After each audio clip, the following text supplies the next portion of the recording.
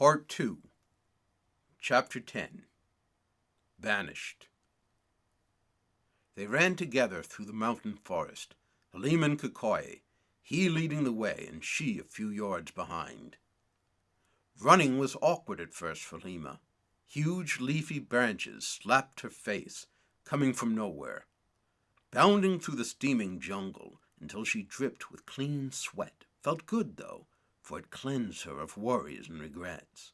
When she ran, she felt like an animal, thinking only of the next meal, the next time to drink, the next chance to rest. Still, her legs always tired long before the boys. She would see his brown body vanishing out of sight in the forest up ahead, and, out of breath, she would be ready to scream for him to stop. He would always seem to know he'd left her behind, and would dart back and very apologetically guide her to a smooth boulder on which she could sit.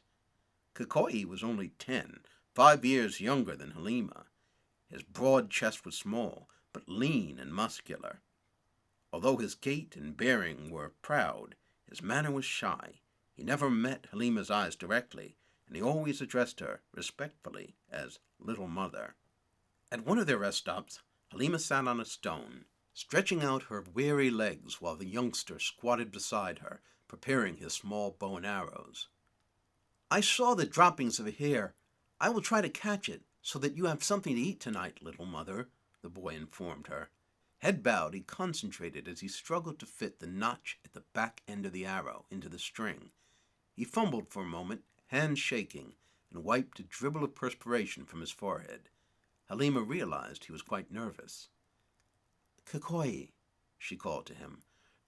The boy looked up at her, startled into looking her in the eyes. Halima smiled reassuringly. "Kikoy, you were doing well," she told him. Kikoy looked at her and blushed. He nodded appreciatively and strung the arrow. That night, full of rabbit stew, they lay under the stars, their loincloth-clad bodies covered by a goatskin blanket. The little boy amused her for a while, playing a sweet tune on his bumpa, a small instrument like a clarinet made from a millet stalk. After a while he tired and bid her good night. Halima had time to think. She lay on her back, gazing up into the star-rich sky, entertained now only by the incessant concert of insects. In the past, the night always seemed like a warm, protective blanket. Now it seemed cold, vast, and empty. Halima felt an unfamiliar loneliness. Shamari had bored a hole in her, and now he had left her, but the hole remained. She ached for him.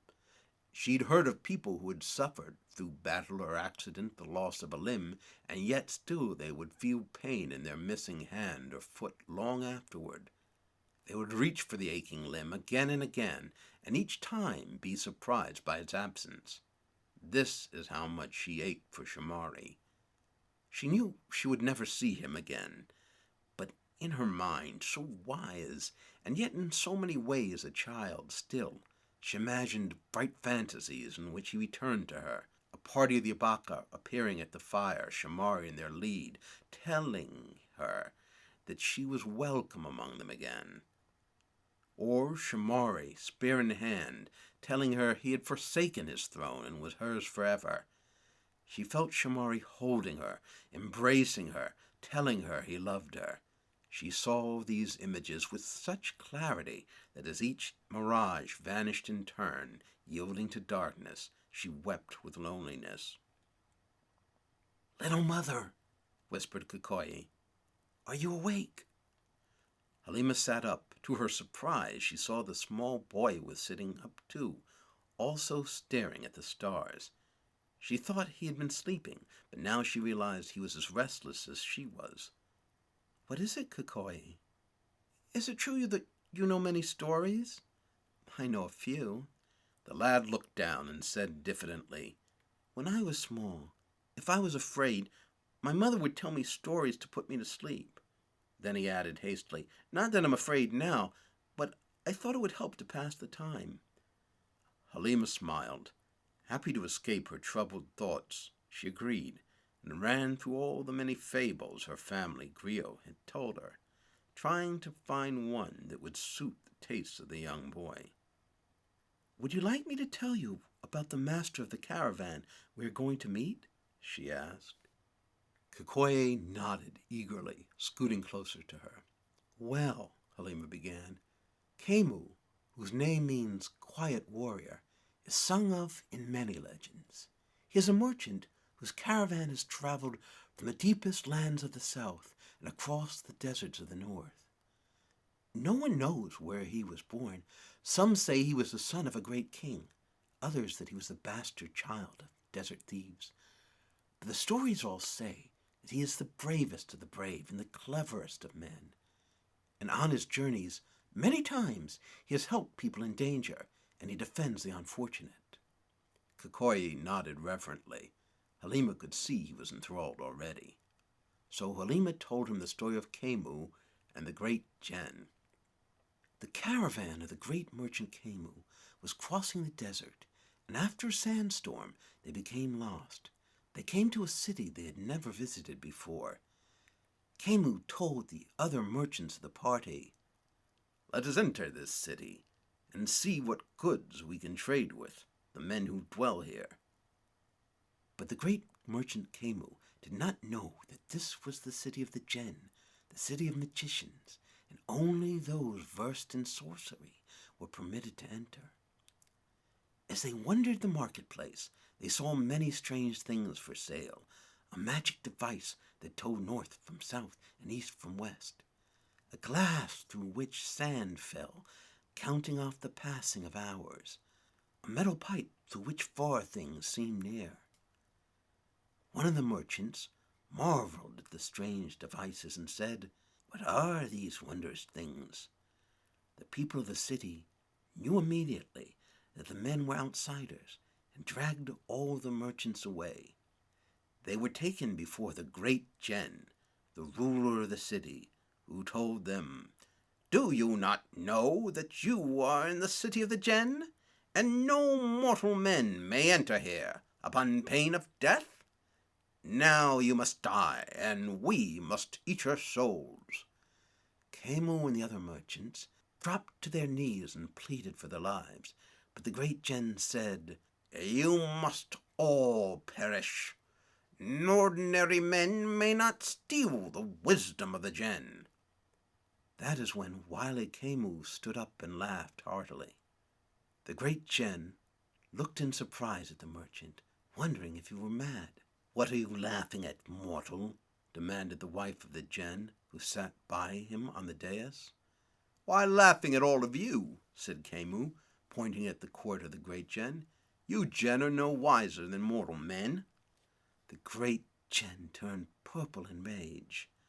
"I will prove that what I say is true," said Kemu. "Let me ask you a riddle. You in turn ask me one. If you answer correctly, and I answer wrong, you win, and you may eat our souls. But if you answer wrong and I'm right, you will give me the greatest treasure of your city." In front of all his court, the great Jen could not admit he doubted his own tremendous wisdom, and so he agreed to the challenge. "Very well. First state your riddle," he roared.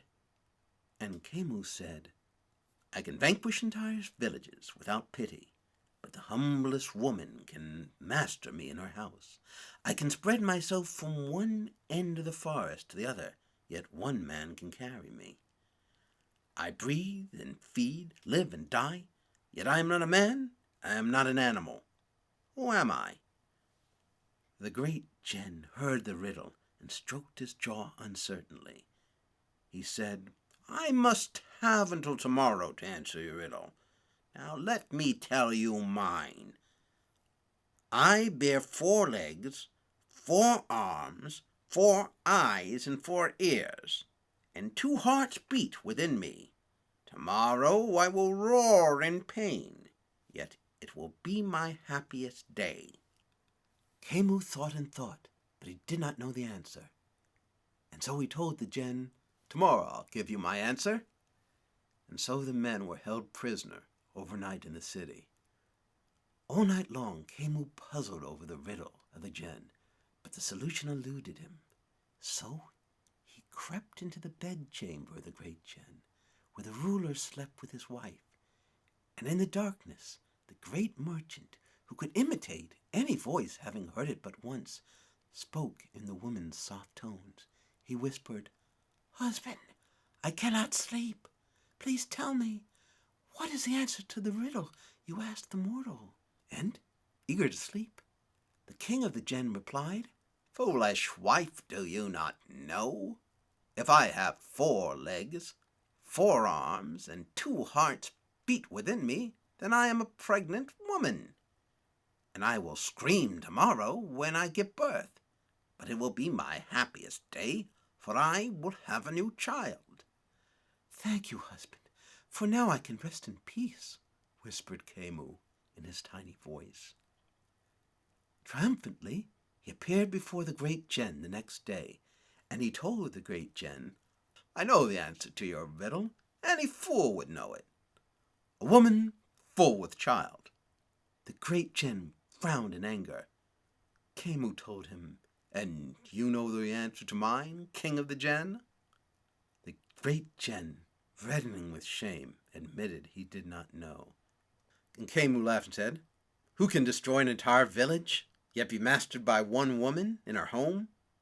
Can spread from one end of her forest to another, yet be carried by a man? Who needs air to breathe? Who feeds and dies, but isn't a man? Well, the answer is simple. Fire." Now, having been bested in the battle of wits, the great Jen was forced to give Kemu the greatest of his people's treasures. Kemu and his party were taken to the sacred grove of the city, where a great tree grew, and from that tree there hung a single fruit.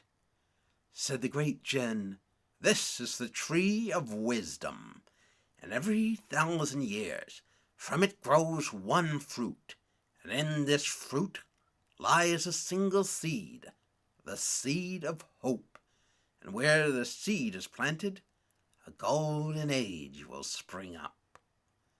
Kemu took the fruit, and where he planted the seed, or if he still carries it, no one knows.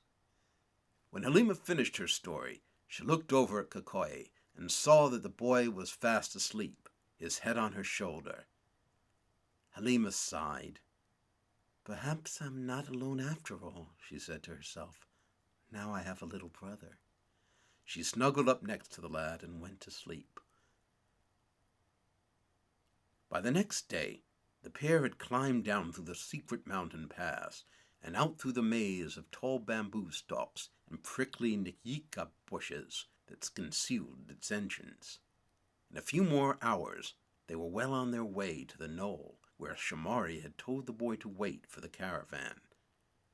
They waded through the tall grass of the plain, the white sun beating down on their naked shoulders like a scorching brand. Clouds of flies hung around them. The grass was so hot it smelled like burning straw. It was the dry season now. It had not rained in many months on the veldt. All that stretched ahead were thin, stunted trees, their branches contorted into grotesque, twisted shapes, and short, scruffy bushes with needle-sharp leaves. The landscape was scorched, all vegetation shriveled, the only color a ubiquitous, burnt yellow-brown. Halima trudged, staring down at her toes as one foot then another trod on the dry soil. She was perspiring so heavily that her whole body was wet, as if she'd been swimming in the ocean. She sniffed her underarm and was appalled by the stink. Far overhead, a flock of cranes sailed with their long legs outstretched, one after another letting out hoarse bleats. They sounded as thirsty as Halima felt. Soon her gait slowed into a shuffling stumble, and she felt faint. Her knees buckled, and she began to fall, but before she slammed to the ground, she felt Kikoye's strong arm loop around her waist. He lifted her up and pointed ahead to a gnarled old baobab tree. "There's a water hole, little mother," he said. They ambled together toward the centuries-old tree. Then, seeing a water hole beside it, they ran eagerly to the murky pond. Halima threw herself to her belly and buried her head into the water. The muddy water was as cool and sweet as banana wine. She lapped up the water into her scorched throat like a jungle cat. When she was finally satiated, she leaned back against the sloping, muddy bank of the waterhole and sighed with satisfaction. She saw to her alarm that Kikoi was neck deep in the middle of the waterhole. She bolted to her feet, the horrible experience of the river rushing back to her mind, the pair swirling toward the waterfall and the raging mountain stream. "Kikoi!" she screamed. Kikoi laughed and bobbed up and down happily in the water. "Do not fear, little mother," he called. "Father taught me how to swim. Look!" At that he glided back and forth effortlessly, looking as at ease in the water as a seal. Then he took a deep breath, grabbed his nose, and dove head first, his small bare backside flashing in the air before his legs and feet followed the rest of him under water. He disappeared for a moment, and Halima found herself holding her breath as she waited for him to resurface. At last Kikoi came up for air and spit out a tall geyser of water. He breaststroked over to the muddy bank. Halima clapped rowdily. "Well done, Kikoi," she called to him. The young boy beamed from ear to ear. He turned and splashed back into the water. Halima relaxed and sank back against the muddy bank, which felt as soft as her mother's arms. Big yellow-striped butterflies fluttered gaily above her. For the first time in so long she felt at ease. It was so peaceful now, as if she and her make-believe brother were the only people in the world. To the gentle sounds of the boys paddling about in the water, she closed her eyes, and a sweet, dreamless sleep fell over her. A lion's roar jolted Halima awake. She realized she was already running, her heart pounding like a sledgehammer. Kikoi was pulling her along by the wrist, and they were flying over the ground to the baobab tree. She smelled the hot, fetid lion's breath as it bounded behind them. She smacked into the baobab tree and scrambled frantically for a handhold. She felt Kikoi grab her wrist, and then he hoisted her up into the lowest branches. She caught one low branch and then another, and was soon up in the tree.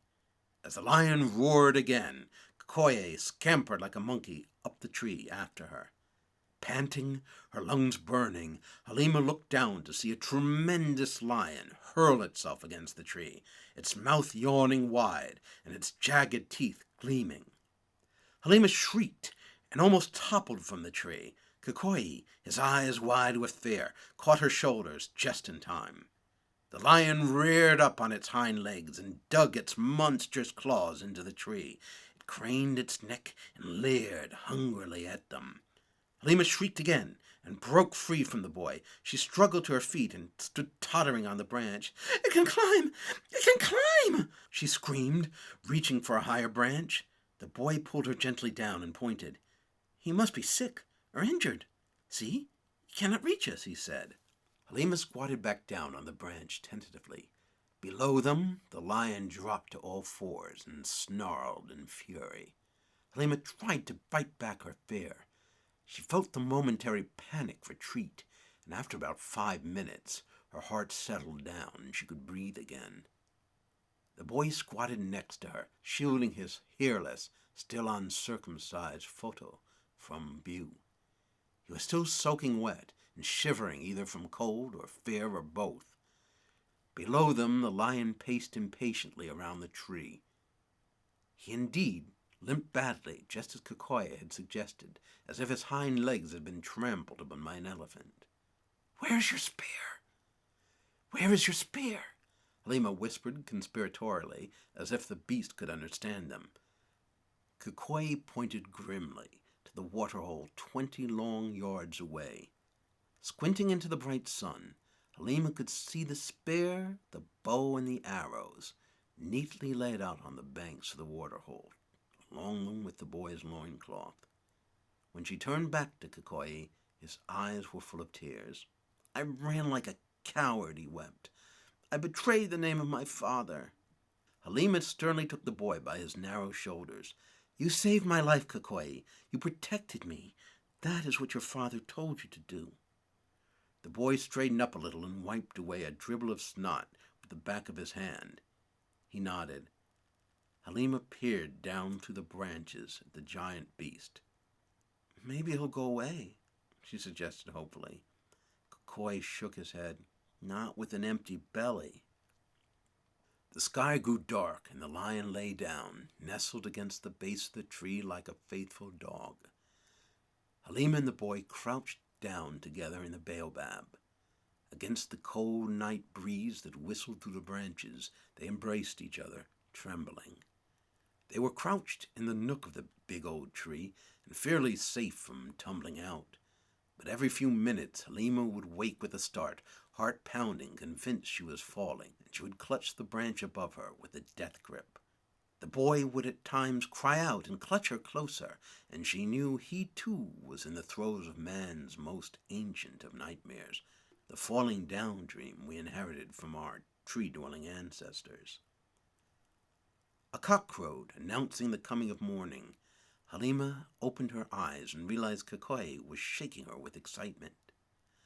"I don't see him," the little boy whispered. Halima, aching from a night sleeping in an awkward position, unfurled her twisted limbs. She blinked at the rising orange sun, then leaned over and surveyed the ground. Indeed, the lion was nowhere in sight. "You see?" whispered Kukoi.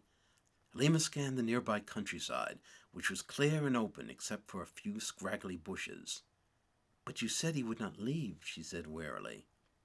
"He must have smelled bigger game," the boy replied. They agreed that Kukoi would very cautiously climb down and retrieve his weapons. "Be careful," Halima whispered as he disentangled himself from her. The boy clambered out of the branches and skidded down the tree trunk. He dropped to the ground and took a few stealthy steps on tiptoe away from the tree. Then, growing more confident, he stuck out his chest and strode toward the waterhole where his weapons lay.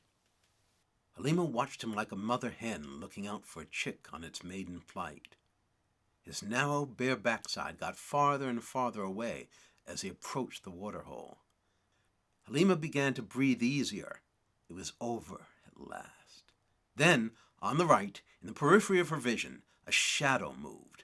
Halima screamed so loud her lungs nearly split apart. The boy turned around, and from behind one of the scraggly bushes the lion leaped. He charged the boy with terrifying bounds. "Run, Kukoi, run!" Halima shrieked. Kukoi spun about and raced back toward the tree. The lion veered toward the tree to intercept him. "Run!" Halima screamed in terror. "Faster! He's catching up!" The boy glanced over his shoulder, only to see the lion just a few feet behind. He stumbled, kicking up dust, then sprinted ahead. With the lion at his heels, Kukoi sprang for the low branch. He fell a foot short, but Halima caught his hand and hauled him into the tree. Below, the lion leapt, claws bared and outstretched, letting out a terrifying roar. It crashed to the earth a few yards away. "No more of that," Halima scolded, trembling. "We will stay in the tree until he goes away." They sat on the tree branch until the sun was high in the sky. The crippled lion lay silently, midway between the tree and the waterhole, sleeping. Occasionally he lifted his head, craning to look at them on their perch, then relaxed back to sleep, or feigned sleep. Twice more the lion pretended to go away, vanishing into the tall grass. Each time, when they failed to take the bait, the lion trotted back and returned to its place. Halima's body was boiling hot, sweat steaming off her body.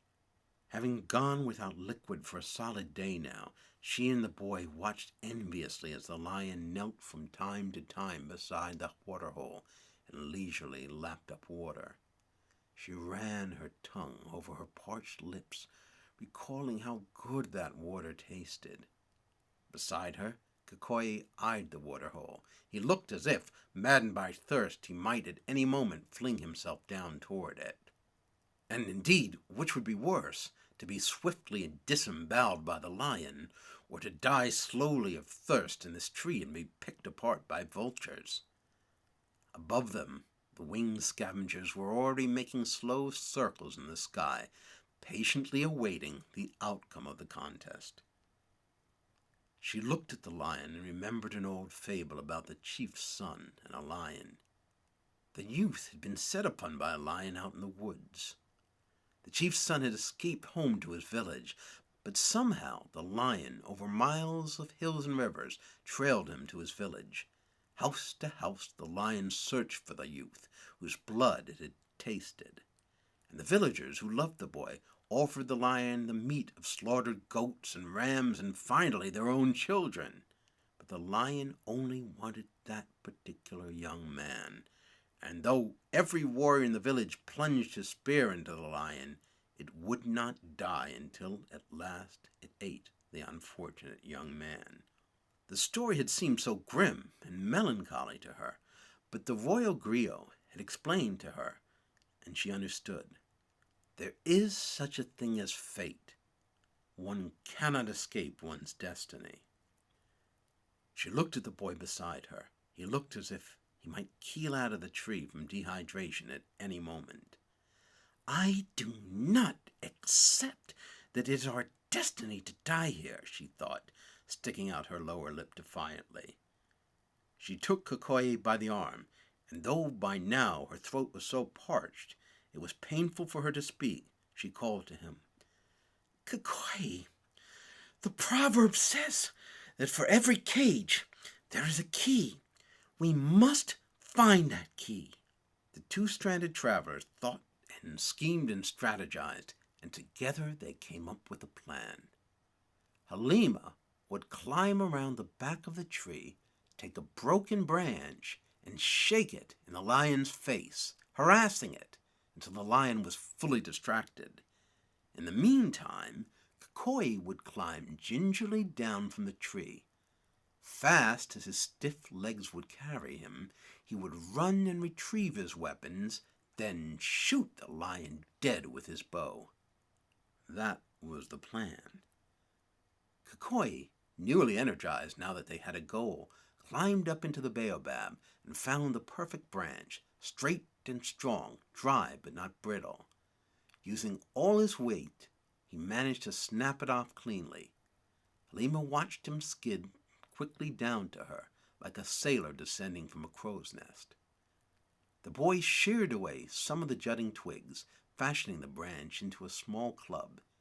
He put it in Halima's hands and demonstrated to her just how she must poke the lion's face and taunt the beast as if it were a task he engaged in every day. Halima smiled to herself, a smile he caught when he looked up. For an instant, self-doubt flitted across his online face. Halima took the boy's narrow shoulders again. Who was your grandfather? She demanded. Simba the Strong, Kikoye said. And who is your father? Shamari, whom men call Lion, he shouted almost boastfully. Halima smiled, and the boy returned a fearless grin like his father's. Halima lay face forward on the huge branch, thighs tightly wrapped around the tree and her ankles locked. She inched forward on the branch, the rough bark scraping her inner thighs. Below, the lion trotted up to her with interest. Halima swung the stick down. Hey! Hey! Ugly one! Up here! She shouted in her now husky, dry voice. Do you not want to eat me? Are you not hungry? The lion reared up, snarling, and swiped at the branch, its sharp talons ripping the air with a whooshing sound. Halima, though out of reach, trembled at nature's raw fury. Kikoye must now be down from the tree and tiptoeing toward his weapons, she knew. It was even more crucial now that she kept the beast's full attention. She poked at the lion again, aiming the stick at its eyes. Whoosh! With one angry swipe, the lion clawed the branch out of Halima's hand. She watched in dismay as the branch twirled through the air like a baton and landed out of sight. The lion snarled up at Halima, then dropped to all fours. Knowing he couldn't reach her, he gave a roar of frustration and turned away. She knew Kikoye was on the ground somewhere and exposed. As unhesitatingly as if he were her own flesh-and-blood child, she swung down, grasping the tree branch. She dangled above the lion now an easier target, and kicked at the beast, continuing to divert its attention. The lion growled, and rearing up at her, swiped again like a kitten at a ball of yarn. Halima screamed, twisting her bare legs left and right out of the way of the curving, dagger-like claws that raked at them through the air. She felt her hands beginning to lose their strength. She could not hold on to the branch much longer. Then she heard the twang of a bow releasing, and the swooping sound of an arrow racing through the air, and then the thump of it striking home. She looked down and saw the lion lurch out of the way, an arrow in its shoulder. She could hang on no longer. Halima dropped through the air and slammed down hard on her rear end. She sat up, dazed in swirling dust. The lion turned toward her, snarling angrily, the stem of the arrow protruding from his shoulder.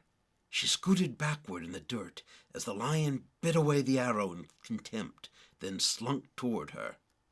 Now she saw just how huge the animal really was. Its head looked the size of an elephant's. Halima froze, too terrified to scuttle back another inch. She stared directly into the animal's large hazel eyes as its jaws yawned cavernously open. In a second, she would become a mass of bloody meat. "Here, you stinking beast!" she heard Kukoi shout. He fired another arrow, striking the lion in the haunch. The giant beast spun around, snapping at the arrow in fury like a dog bitten by a flea. It spotted Kukoi, and growling in rage, bounded toward the boy, who stood a few yards away, his feet planted wide. The 10-year-old hurriedly strung another arrow. His hands were shaking, as if there were an earthquake beneath him.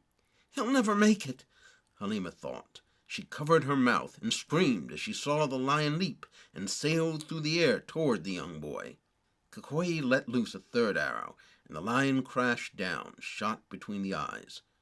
The lion moaned and dragged itself along in a semicircle, leaving a bright crimson smear on the ground. Kukoi snatched up the spear of his grandfather. He rushed over and buried the weapon deep into the lion's back, right between its powerful shoulders.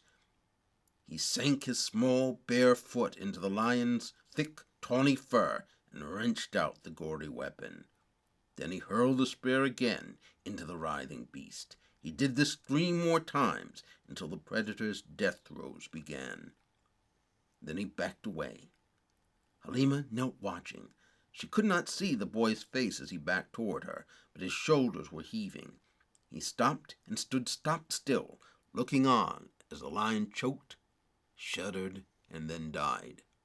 Finally, Kukoi turned toward the kneeling young woman and grinned, looking in the bright noon sun everything like his father. In a hoarse voice that sounded like a man's, he told her, "Little mother, the water hole is ours."